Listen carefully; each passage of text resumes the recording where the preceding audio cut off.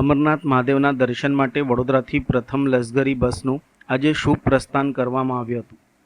રાજમહેલ road ઉપર આવેલ Shri Shankheshwar tours and travels અને ફોનિક્સ ટુરિઝમના સંયુક્ત આયોજન હેઠળ નીકળેલી આ યાત્રામાં મોટી સંખ્યામાં શિવભક્તો ઉત્સાહપૂર્વક જોડાયા હતા। અમરનાથ યાત્રાને લઈને દર વર્ષની જેમ આ વર્ષે પણ ભાવિકોમાં ભારે ઉત્સાહ જોવા મળી રહ્યો છે। વડોદરા સહિત આસપાસના વિસ્તારોમાંથી અનેક યાત્રાળુઓ અગાઉથી નોંધણી કરાવી હતી। આજે ધાર્મિક પૂજન અને શુભકામનાઓ વચ્ચે પ્રથમ બસને રવાના કરવામાં આવી હતી। આયોજકો દ્વારા યાત્રાળુઓને આરામદાયક મુસાફરી માટે એસી સ્લીપર બસ, ઉત્તમ હોટલમાં રહેવાની વ્યવસ્થા તેમજ 2 સમયના ભોજન સહિતની સુવિધા ઉપલબ્ધ કરાવવામાં આવી છે। યાત્રીઓને તેમની પસંદગીની તારીખ અનુસાર યાત્રામાં સામેલ કરવામાં આવ્યા હતા। હર હર મહાદેવ અને બમ બમ ભોલેના જયઘોષ સાથે ભાવિકો બાબા અમરનાથના દર્શન માટે આનંદ અને શ્રદ્ધાભાવ સાથે પ્રસ્થાન કર્યું હતું।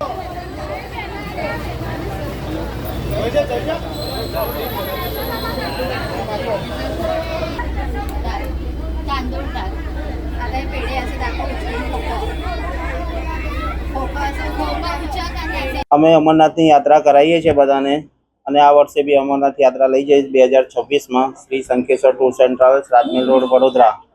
અને અમે ઈચ્છીએ છીએ બધાના શાંતિપૂર્વક કુશલથી દર્શન થઈ જાય, બમ બમ બોલે। અને બીજી અમે અમુક ધાર્મિક યાત્રાઓ બી કરાવીએ છીએ। નર્મદા પરિક્રમા ગુજરાતની નંબર 1, એટલે આખી વર્લ્ડમાં એક જ નદીની પરિક્રમા થાય છે, જે છે નર્મદા પરિક્રમા। એ અમારી શંખેશ્વર ટ્રાવેલ્સ, રાજમહેલ રોડ, વડોદરા અમે કરાવીએ છીએ। અત્યારે આપણી બસમાં 45 પર્સન છે। ત્યાં હોટલ બુકિંગ છે, એસી બસ આવશે, એસી 2x2 સ્લીપર કોચ એસી ગાડી છે। હિરેન્દ્ર જૈન। ઘણા વખતથી અમારે તો બાબાના દર્શન કરવા હતા, પણ હુકમ નહોતો। અત્યારે હુકમ થયો એટલે તપાસ કરી પાર્શ્વનાથમાં અમને પુલ મળ્યું, પછી અમને સલાહ આપી કે અહીંયા જાઓ। હિરેનભાઈને મળ્યા, વાત કરી એટલે આયોજન થયું, અને આજે અમને આનંદની લાગણી છે કે એમના ટૂર થકી અમે ત્યાં જઈ રહ્યા છે અને બાબાના દર્શન કરીશું।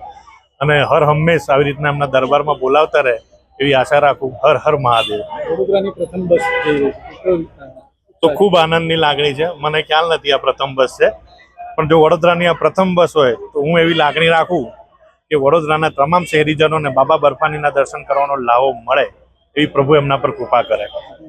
જયદીપસિંહ રાઠોડ। પહેલા તો બમ બમ બોલે વડોદરાવાસીઓ, સૌ વડોદરાવાસી અને ગુજરાતના મિત્રોને હર હર મહાદેવ। ઘણા વખતથી ઘણા બધા પેસેન્જર અમારી પાસે આવતા હતા અને અમરનાથ યાત્રા માટે કહેતા હતા। એ લોકો ઘણી બધી જગ્યાએ ફરીને આવ્યા અને એમણે કીધું કે કોઈ ઉપાડી નથી રહ્યું। મારા ધ્યાનમાં હતું જ કે સમગ્ર ગુજરાતમાં Shri Hirenbhai Jain, Shri Shankheshwar tours and travels ધાર્મિક યાત્રા તથા નર્મદા પરિક્રમા માટે ગુજરાતમાં અગ્રહરોળનું સ્થાન ધરાવે છે। હું Hemant Trivedi, Phoenix tourism, Rajmahal road, Vadodara સંચાલક હિરેનભાઈને મળ્યો, એટલે એમણે મને કીધું કે સૌ પ્રવાસીઓની ઈચ્છા હોય તો આપણે આ બસનું આયોજન કરીએ। એટલે મારો પહેલો પ્રશ્ન એવો હતો કે રજિસ્ટ્રેશનની આટલી તકલીફ છે, આપણે કેવી રીતે પહોંચી વળીશું? એટલે હિરેનભાઈએ કીધું કે એ ચિંતા તમે છોડી દો, જો બાબાની ઈચ્છા હશે તો આપણા સૌ પ્રવાસીઓનું રજિસ્ટ્રેશન થઈ જશે। અને હાલની તારીખમાં અમારી પાસે 50 સીટની બસમાં 45 પેસેન્જર છે, બધાનું રજિસ્ટ્રેશન થઈ ગયું છે। એસી 2x2 સ્લીપર બસ છે, દરેક જગ્યાએ એસી હોટલો છે અને સમગ્ર પ્રવાસનું આયોજન અમે કરી દીધું। હવે એવું લાગે છે કે બીજી ઘણી બધી બસો મૂકી હોત તો એ પણ ભરાઈ જાત, કારણ કે આખા વડોદરામાં અમને ઘણો સારો પ્રતિસાદ મળ્યો અને હવે એવું લાગે છે પેસેન્જરોનો અનેરો ઉત્સાહ જોઈને કે સાચે આ સારું પગલું લીધું છે। અને બમ બમ બોલેને અમે એટલી જ પ્રાર્થના કરીશું કે અમારા સૌ પેસેન્જર બાબાના દર્શન કરીને હસતા રમતા સકુશળ સલામત રીતે વડોદરા આવે અને બમ બમ બોલે કરે। હર હર મહાદેવ। વડોદરા મહાનગરપાલિકાના આયોજનને લઈને ફરી એકવાર પ્રશ્નો ઊભા થયા છે। ગોત્રી વિસ્તારમાં ડૉક્ટર સર્વપલ્લી રાધાકૃષ્ણન શાળાના નવા ભવનનું કામ શરૂ થયાના થોડા જ મહિનામાં તેને થોભાવવાનો નિર્ણય લેવાયો છે. પ્રસ્તાવિત રોડ અને બ્રિજ પ્રોજેક્ટની અસર શાળાના બાંધકામ ઉપર પડવાની શક્યતા સામે આવતા ટાઉન પ્લાનિંગ વિભાગે હાલ માટે કામ રોકવાની સૂચના આપી છે. ગોત્રી વિસ્તારમાં સર્વ શિક્ષા અભિયાન હેઠળ આશરે 20 વર્ગખંડ ધરાવતી નવી શાળાનું નિર્માણ ચાલી રહ્યું હતું. દરમિયાન યશ કોમ્પ્લેક્સથી ન્યૂ અલકાપુરી સુધી પ્રસ્તાવિત રોડ અને બ્રિજની એલાઇનમેન્ટના શાળાનું મકાન અવરોધરૂપ બની શકે તેવી શક્યતાઓ સામે આવી છે. આથી ટાઉન પ્લાનિંગ વિભાગે રોડની અંતિમ ડિઝાઇન અને એલાઇનમેન્ટ સ્પષ્ટ ન થાય ત્યાં સુધી બાંધકામ સ્થગિત રાખવા જણાવ્યું છે. આ સમગ્ર મામલે નગર પ્રાથમિક શિક્ષણ સમિતિના શાસનાધિકારી ડૉક્ટર વિપુલ ભરતિયાએ જણાવ્યું હતું કે વિવિધ વિભાગો વચ્ચે પૂરતું સંકલન છે અને સ્થળનું નિરીક્ષણ પણ કરવામાં આવ્યું છે. તેમના જણાવ્યા મુજબ વિદ્યાર્થીઓના હિતને સર્વોચ્ચ પ્રાથમિકતા આપવામાં આવશે, જેથી શાળાનું મકાન ભવિષ્યમાં કોઈ અવરોધરૂપ ન બને. જરૂરી પ્રક્રિયાને મંજૂરી પૂર્ણ થયા બાદ બાંધકામ ફરી શરૂ કરવામાં આવશે. વડોદરા મહાનગરપાલિકા સંચાલિત નગર પ્રાથમિક શિક્ષણ સમિતિમાં વિઝન 2030 અંતર્ગત જૂની જર્જરિત થઈ ગયેલા શાળાના મકાનોને નવી શાળા મકાન બનાવવા માટેનું કામ ખૂબ પૂરજોશમાં એક વિઝન સાથે ચાલી રહ્યું છે, જે અંતર્ગત તત્કાલીન નગર પ્રાથમિક શિક્ષણ સમિતિના ચેરમેન તરીકે વડોદરા મહાનગરપાલિકા સંચાલિત નગર પ્રાથમિક શિક્ષણ સમિતિની ગોત્રી ખાતે આવેલ ડૉક્ટર સર્વપલ્લી રાધાકૃષ્ણન શાળાનું મકાન જૂનું થઈ ગયેલું હોય તેને નવું મકાન મળે શાળાને તે પ્રકારની તજવીજ હાથ ધરાઈ હતી. વર્ષોથી ચાલી આવતી પરિપાટી મુજબ રાજ્ય સરકારના સમગ્ર શિક્ષા વિભાગને જરૂરી રિક્વાયરમેન્ટ રેઝ કરી હતી. તે અંતર્ગત જરૂરી ડિઝાઇન નકશા મંજૂર કરાવવાની કામગીરી કરીને શાળાના નવા મકાનની મંજૂરી મળી હતી. ત્યારબાદ શાળાના મકાનનું ખાતમુહૂર્ત કરવામાં આવ્યું હતું અને શાળાનું બાંધકામ પૂરજોશમાં ચાલુ થઈ ગયું છે અને અત્યારે પ્લિન્થ લેવલ પર પૂર્ણ થયું છે. થોડાક દિવસો પહેલાં વડોદરા મહાનગરપાલિકાના બ્રિજ શાખા દ્વારા મૌખિક સૂચના શાળાના આચાર્યશ્રીને આપવામાં આવેલી હતી, જે વિગત નગર પ્રાથમિક શિક્ષણ સમિતિના સત્તાધીશો અને સાથે સાથે વડોદરા મહાનગરપાલિકાના પદાધિકારી તરીકે મારા ધ્યાને આવતા સ્થળની અધિકારીઓ સાથે સંયુક્ત વિઝિટ કરી હતી અને વિઝિટ દરમિયાન ચર્ચા વિચારણાને અંતે એક વસ્તુ ધ્યાને આવી હતી કે જે ન્યૂ અલકાપુરીથી ગોત્રી તરફ નવો જે બ્રિજ બનવા જઈ રહ્યો છે એ સંદર્ભે આ શાળાનું મકાનનો કેટલોક પાર્ટ રોડ લાઇનમાં આવી રહ્યો છે.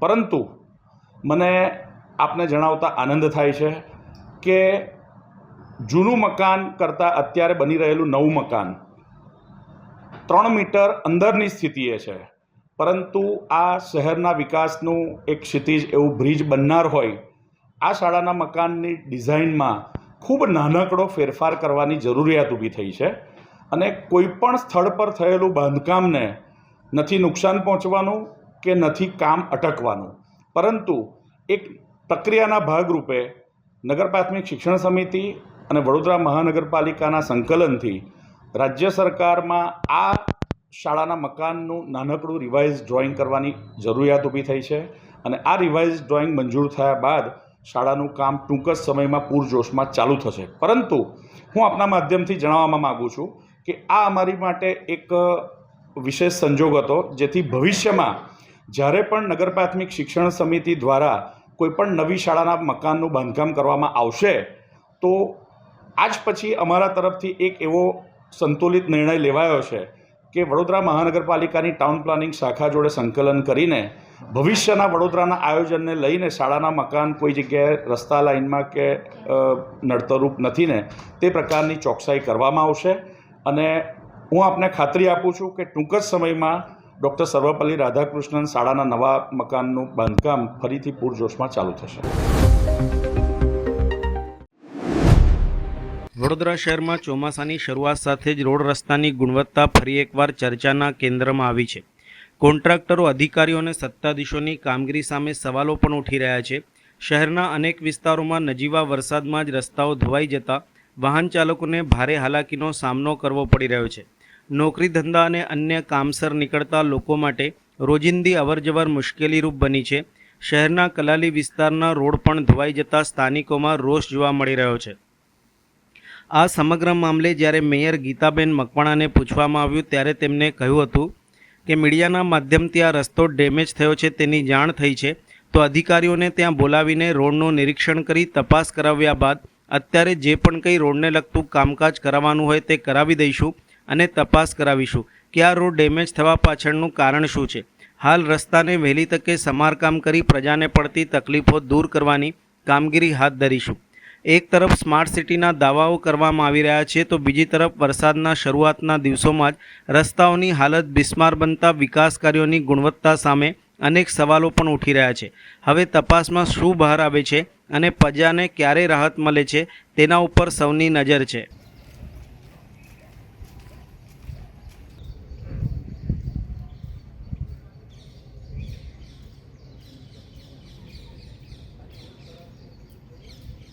હા, આપ મીડિયાના માધ્યમથી જે અમને જાણવા મળ્યું છે કે એ રોડ ડેમેજ થયો છે, તો હું અધિકારીઓને ત્યાં બોલાવીને એનું નિરીક્ષણ કરાવીને અને એ તપાસ કરાવ્યા બાદ જે અત્યારે કામકાજ કરાવવાનું છે એ કરાવી દઈશું અને તપાસ કરાવીશું કે કયા કારણથી આ રોડને ડેમેજ થયું છે. બેન, કેટલું જોખમી માનો તો એટલે સ્થાનિક લોકોને બહુ તકલીફ પડી રહી છે, સ્થાનિક લોકો પણ નારાજ છે, કેટલું? કાલે જે પ્રમાણે વરસાદ પડ્યો એ વરસાદના લીધે જે રોડને જે નુકસાન થયું છે, તો એમાં તો અમે અત્યારે હાલ કંઈ કરી નહીં શકીએ, પણ જે કામકાજ જે કરાવવાનું છે અધિકારીઓ બોલાવીને તાત્કાલિક ધોરણે અમે એનું કામ કરાવીશું. વડોદરા શહેરની ઓળખ શાંત અને કાયદો વ્યવસ્થાનું પાલન કરનાર શહેર તરીકે કરવામાં આવે છે, પરંતુ છેલ્લા કેટલાક સમયથી સામાન્ય બાબતોમાં પણ લોકો ઉશ્કેરાઈ જઈ કાયદો પોતાના હાથમાં લેતા હોવાના બનાવો વધી રહ્યા છે. આવો જ એક બનાવ વડોદરા સેન્ટ્રલ જેલ બહાર સામે આવ્યો છે, જ્યાં મારામારીના દ્રશ્યો કેમેરામાં કેદ થયા હતા અને તેનો વિડીયો સોશિયલ મીડિયામાં વાયરલ થયો છે. પ્રાપ્ત માહિતી અનુસાર વડોદરા સેન્ટ્રલ જેલના પાર્કિંગ શેડ નજીક બે પક્ષો વચ્ચે કોઈ કારણોસર ઘર્ષણ સર્જાયું હતું. ઘટનાના વિડીયો સોશિયલ મીડિયામાં ઝડપથી વાયરલ થયા હતા. વિડીયોમાં કેટલાક લોકો જાહેરમાં એકબીજા ઉપર મારામારી કરતા જોવા મળે છે. આ સમગ્ર ઘટના સેન્ટ્રલ જેલ જેવા સંવેદનશીલ વિસ્તારની બહાર બની હોવા છતાં ત્યાં હાજર પોલીસ તાત્કાલિક સ્થિતિને કાબૂ લેવામાં જાણે કે નિષ્ફળ રહી હોય તેવી ચર્ચાઓ પણ થઈ રહી છે. ઘટનાને લઈને લોકોમાં અનેક સવાલો પણ ઊભા થયા છે. જેલ બહાર જ આવી સ્થિતિ સર્જાય તો સામાન્ય વિસ્તારોની સુરક્ષાની સ્થિતિ કેવી હશે? હાલ આ મામલે પોલીસ શું કાર્યવાહી કરવામાં આવે છે અને જવાબદારો સામે કયા પગલાં ભરાય છે તેના ઉપર સૌની નજર મંડાયેલી છે. સરદાર વલ્લભભાઈ પટેલની 150મી જન્મજયંતિ અને વન મહોત્સવની ઉજવણીના ભાગરૂપે વડોદરા શહેર પોલીસ દ્વારા હરિત અભિયાન હાથ ધરવામાં આવ્યો હતો. પ્રતાપનગર પોલીસ હેડક્વાર્ટર ખાતે પોલીસ કમિશનર શ્રીના હસ્તે 10,000થી વધુ વૃક્ષોના વાવેતરના અભિયાનનો પ્રારંભ કરાયો હતો. શહેરના વિવિધ પોલીસ સ્ટેશનો તેમજ સરકારી કચેરીઓમાં પણ વૃક્ષારોપણ કરીને પર્યાવરણ સંરક્ષણનો સંદેશ આપવામાં આવ્યો છે. વડોદરાના પ્રતાપનગર સ્થિત પોલીસ હેડક્વાર્ટર ખાતે યોજાયેલા આ કાર્યક્રમમાં પોલીસ કમિશનર નરસિમ્હા કુમારશ્રીના હસ્તે વૃક્ષારોપણ કરીને હરિત અભિયાનનો પ્રારંભ કરાયો હતો. સરદાર પટેલની 150મી જન્મજયંતિ નિમિત્તે આયોજિત આ અભિયાન હેઠળ શહેરભરમાં 10,000થી વધુ વૃક્ષોનું વાવેતર કરવામાં આવનાર છે. વન મહોત્સવના આ કાર્યક્રમમાં પોલીસ વિભાગના અધિકારીઓ, કર્મચારીઓ તેમજ અન્ય સરકારી વિભાગોના અધિકારીઓએ ઉત્સાહપૂર્વક ભાગ લીધો હતો અને પર્યાવરણ જાળવવાની પ્રતિબદ્ધતા વ્યક્ત કરી હતી. આ પ્રસંગે પોલીસ કમિશનર નરસિમ્હા કુમારે જણાવ્યું હતું કે વૃક્ષો માત્ર પર્યાવરણનું જ નહીં પરંતુ માનવ જીવનનું પણ રક્ષણ કરે છે. વધતું પ્રદૂષણ, ગ્લોબલ વોર્મિંગ અને ઘટતું હરિયાળું આવરણ જેવી સમસ્યાઓ સામે વૃક્ષારોપણ સૌથી અસરકારક ઉપાય છે. પોલીસ કમિશનરશ્રીએ વડોદરા શહેરના નાગરિકોને પણ અપીલ કરતા જણાવ્યું હતું કે દરેક પરિવાર પોતાના ઘર અથવા કમ્પાઉન્ડમાં ઓછામાં ઓછું એક વૃક્ષ અવશ્ય વાવે અને તેની જાળવણી પણ કરે. જો દરેક નાગરિક આ સંકલ્પ લેશે તો વડોદરા શહેરને વધુ હરિયાળું બનાવી ગ્રીન સિટી તરીકે ઓળખ અપાવી શકાશે.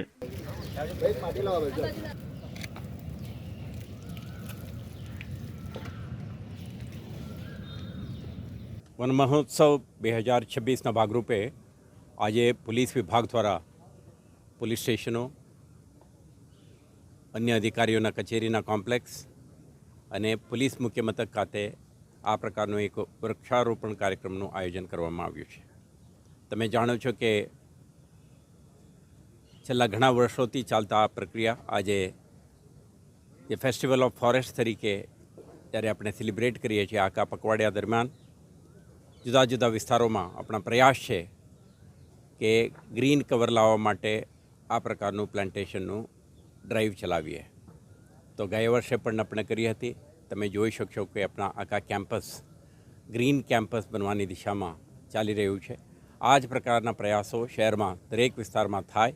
દરેક નાગરિક પોતાના ઘરની કોમ્પ્લેક્સમાં, સોસાયટીઓમાં અને નેબરહુડમાં, વેસ્ટલેન્ડમાં આ પ્રકારનો એક પ્રયાસ કરે તો આપણા વડોદરા શહેરને એક ગ્રીન શહેર, ગ્રીન સિટી તરીકે વિકસાવવામાં આપણને સફળતા મળશે. આ શુભ પ્રસંગે દરેકને આપણા તરફથી ખૂબ ખૂબ શુભકામનાઓ. વડોદરા શહેરમાંથી પ્રસાર થતી વિશ્વામિત્રી નદી અને તેની આસપાસના વિસ્તારોમાં ચોમાસા દરમિયાન મગરો બહાર આવવાના બનાવો વારંવાર સામે આવતા રહે છે. ગઈકાલે મોડી રાત્રે વાસણા ભાયલી વિસ્તારમાં 9 ફૂટનો મહાકાય મગર દેખાતા સ્થાનિકોમાં ભારે દહેશત ફેલાઈ હતી. જો કે ગૌરક્ષા સેવા સમિતિના કાર્યકર્તાઓએ સમયસર પહોંચીને મગરને સલામત રીતે પકડી પાડી વન વિભાગને સુપ્રત કરતા મોટી દુર્ઘટના ટળી હતી. ગઈકાલે રાત્રે અંદાજે 2 વાગે વાસણા ભાયલી ખાતે નવરચના સ્કૂલ પાછળ આવેલા ગેલેક્સી બંગલો વિસ્તારમાં આશરે 9 ફૂટનો મહાકાય મગર દેખાયો હતો. મગર રહેણાંક વિસ્તારમાં દેખાતા સ્થાનિકોમાં ભયનો માહોલ સર્જાયો હતો. સ્થાનિકોએ તાત્કાલિક ગૌરક્ષા સેવા સમિતિ વડોદરાના કાર્યકર્તાઓને જાણ કરતા ટીમ સ્થળ ઉપર દોડી આવી હતી. કાર્યકર્તાઓએ ભારે જહેમત બાદ મગરને સલામત રીતે પકડી લીધો હતો. ત્યારબાદ વન વિભાગને જાણ કરવામાં આવી હતી અને મગરને તેમના હવાલે કરવામાં આવ્યો હતો. ચોમાસાના દિવસોમાં વિશ્વામિત્રી નદી તેમજ તેની આસપાસના વિસ્તારોમાંથી મગરો રહેણાંક વિસ્તારોમાં આવી ચડવાના બનાવ વધતા હોવાથી નાગરિકોને સતર્ક રહેવા અને આવા કોઈ પ્રાણી દેખાય તો જાતે પકડવાનો પ્રયાસ ન કરી તાત્કાલિક વન વિભાગ અથવા તો રેસ્ક્યુ ટીમને જાણ કરવાની અપીલ પણ કરવામાં આવી છે.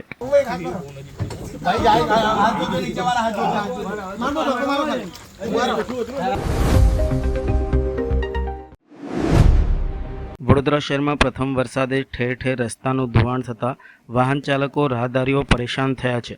ગુણવત્તાવિહીન કામગીરીની પોલ પ્રથમ વરસાદમાં સામે આવી છે. શહેરના વોર્ડ નંબર 13 વિસ્તારમાં પણ રસ્તાની સમસ્યાને લઈને સ્થાનિકો પરેશાન થયા છે. દાંડિયા બજારથી એક ખાનગી ક્લાસીસવાળા રસ્તે છેલ્લા 2-1 દિવસથી એક રજૂઆત હતી કે તેમને પાણી ભરાવાની રસ્તા પર સમસ્યા હતી તો પેચવર્ક કરાવવામાં આવ્યું હતું. પણ પેચવર્ક કરાવ્યા બાદ વરસાદ પડતા ખાડા ટેકરા થતાં વેડ મિક્સ નખાયું હતું, જેનું લેવલિંગ બરાબર ન થતાં આજે સ્થળ મુલાકાત લઈને યોગ્ય કાર્યવાહી કરાવી છે અને પરમનન્ટ સોલ્યુશનની કામગીરી હાથ ધરાશે તેમ કાઉન્સિલર શૈલેન્દ્રસિંહ ઠાકોર દ્વારા જણાવ્યું હતું.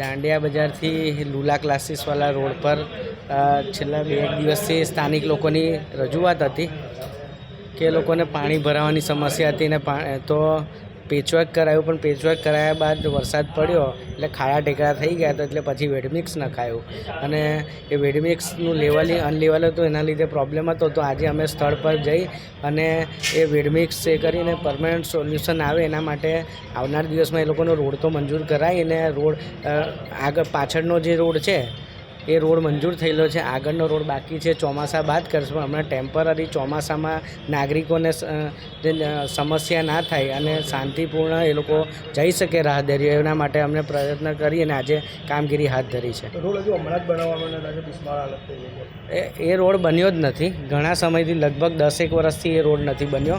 પાછળના ભાગનો રોડ બન્યો છે અને અડધો રોડ જે બાકી છે ચોમાસા બાદ લેવાનો છે.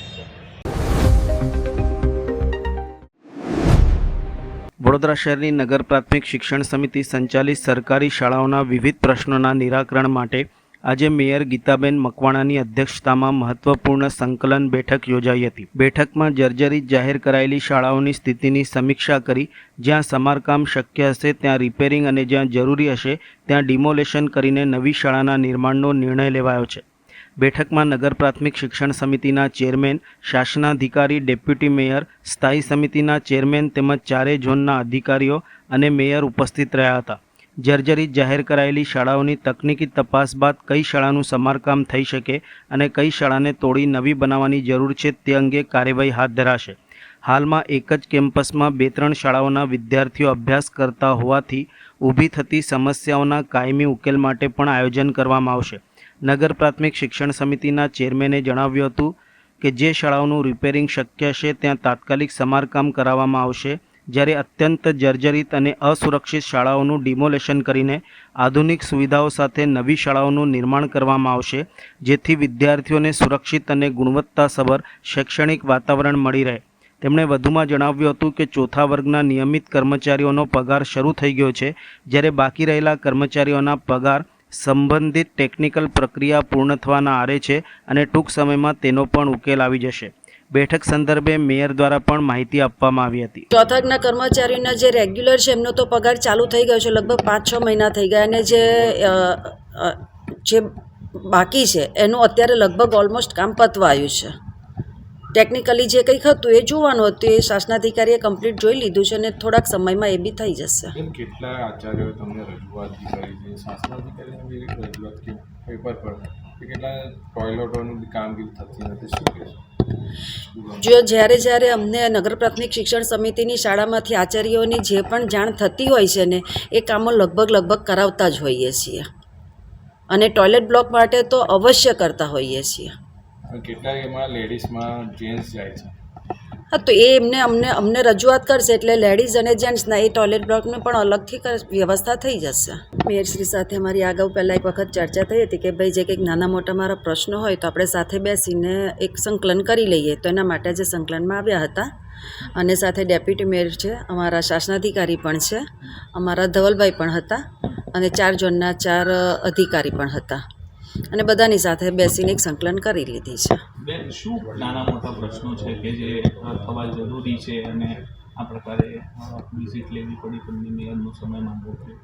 એટલે એકચ્યુઅલમાં એવું હોય છે કે અમારી ડિમોલેશન માટેની જે સ્કૂલોની અમારી જે સ્કૂલો આપણી છે એ સ્કૂલોને અમને જ્યારે નોટિસ અહીંયાથી મળી હતી ત્યારે કઈ સ્કૂલ જર્જરિત છે એ નોટિસ આપી, પણ એ સ્કૂલમાંથી ખરેખર રિપેરિંગ થાય એવી છે કે ખરેખર ડિમોલેશન કરવી છે, તો જો રિપેરિંગ થતી હોય તો એ રીતે કરવું જોઈએ, અને ના જ રિપેરિંગ થતી હોય તો આપણે એને ડિમોલેશન કરીને આપણા બાળકોને સારી રીતે સુવિધા મળી શકે, ત્યાં ભણવા માટે બધી સુવિધામાં એ સ્કૂલો પાછી બની જાય અને બાળકો ભણી શકે એના માટે.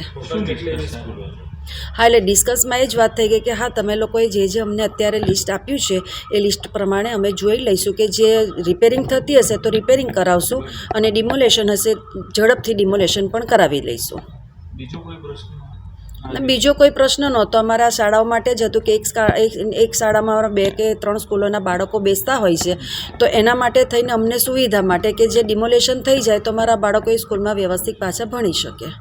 આજે વડોદરા મહાનગરપાલિકાની સંચાલિત નગર પ્રાથમિક શિક્ષણ સમિતિની વહીવટીતંત્રની સંચાલન માટેની સંકલન બેઠક રાખી હતી.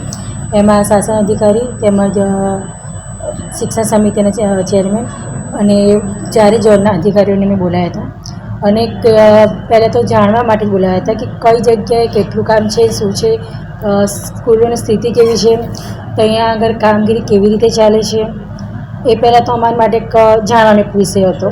અને જે જર્જરિત માટેની તમે જે વાત કરી છે એ માટે પણ અમે એ લોકો દ્વારા જ અમારે જાણવાનું હતું કે કઈ પરિસ્થિતિ છે ત્યાં અને કયા લેવલ પર કામ કરવું પડે. તો એમની માહિતી જે અમને મળી છે એ પ્રમાણે અમે કાર્યવાહી કરવા આગળ અમે લોકોએ ડેપ્યુટી મેયર તેમજ ચેરમેન વર્ષાબેન અને અમે સાથે એક સંકલન મિટિંગ રાખીને એ ટૉપિક પર અમે ચર્ચા કરી હતી. અને જેમ કે આપણે તો ખબર જ છે કે આદિત્યભાઈ પહેલાં પણ શિક્ષણ સમિતિમાં રહી ચૂક્યા છે, એટલે એમને વધારે માહિતી બધી ખબર છે, એટલે અમે સાથે રહીને એના વિશે થોડી માહિતી મળી અને કયા લેવલ પર અમે કામગીરી કરવી એના માટેની એક બેઠક રાખી લીધી. અને આગળ અમે સ્કૂલોની સારી પરિસ્થિતિ થાય અને એ સારી રીતે બાળકો સ્કૂલમાં આવીને ભણે અને બાળકોને જે સુવિધા જોઈએ છે એ પૂરતા પ્રમાણમાં મળી રહે એ માટે અમે એક સારી એવું આયોજન કરીને સ્કૂલો અને વધારે બાળકો જોડાય સ્કૂલોમાં એ રીતે અમે આયોજન છે. સુરતમાં ભારે વરસાદ વચ્ચે કરંટ લાગવા, વૃક્ષ ધરાશયી થવા અને વીજળી પડવાની અલગ અલગ ઘટનાઓમાં કુલ 9 લોકોના કરુણ મૃત્યુ નિપજ્યા છે.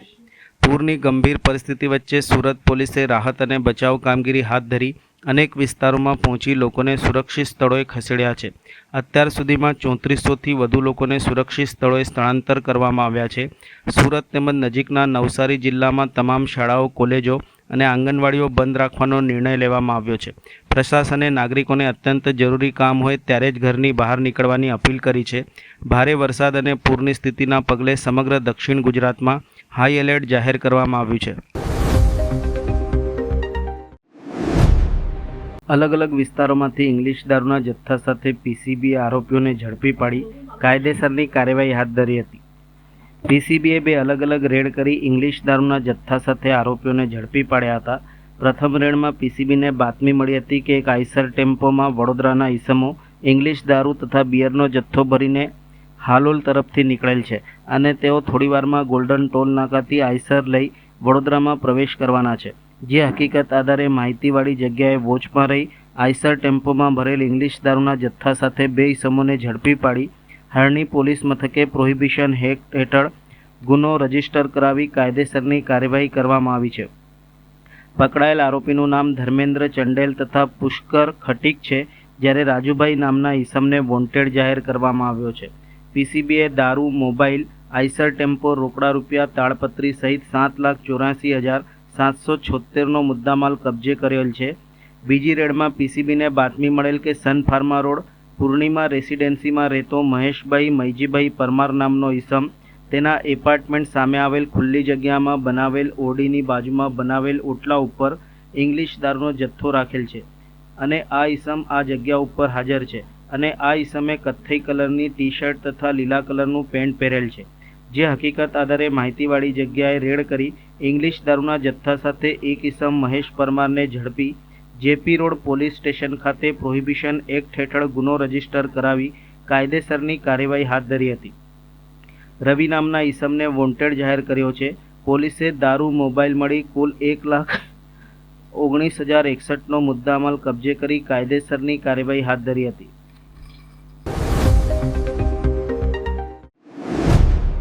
ચૂંટણી પંચના આદેશ બાદ વડોદરાની માજલપુર વિધાનસભા બેઠક માટે ચૂંટણી પ્રક્રિયાનો સત્તાવાર પ્રારંભ થઈ ગયો છે.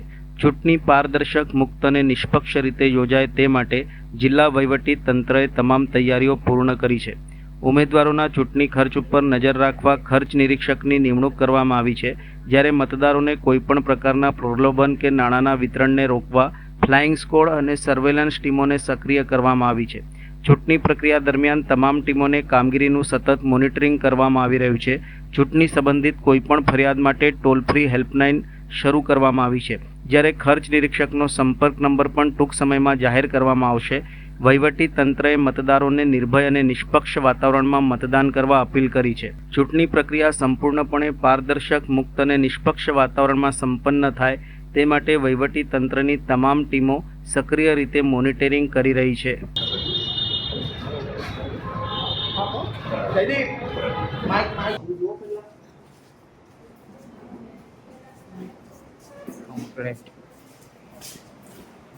इनका प्रोसेस शुरू हुआ है, आप लोग जानते हैं, मांजलपुर कंस्टिट्यूंसी सीट के लिए. तो मैं यहाँ का एक्सपेंडिचर ऑब्जर्वर हूँ और इलेक्शन कमीशन का यही इंटेंट है कि फ्री एंड फेयर इलेक्शंस रहें पूरी कंस्टिट्यूंसी में. एक एक टोल फ्री ग्रीवांस नंबर है, अगर किसी को कोई कंप्लेंट करना हो तो उस टोल फ्री नंबर पे कर सकते हैं, सर्कुलेटेड है. और एक्सपेंडिचर ऑब्जर्वर का नंबर भी सर्कुलेट कर दिया जाएगा, तो यदि ऐसा कोई भी दिक्कत दिखता है किसी को तो वो कॉल करके हमें बता सकते हैं.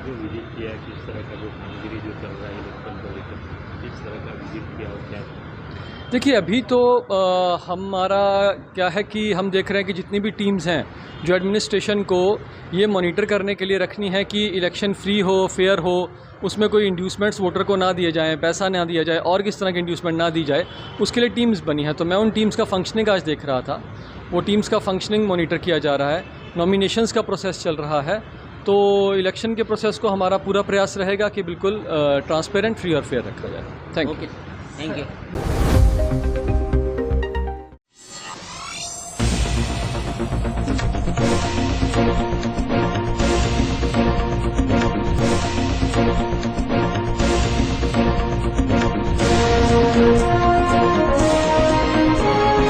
છે।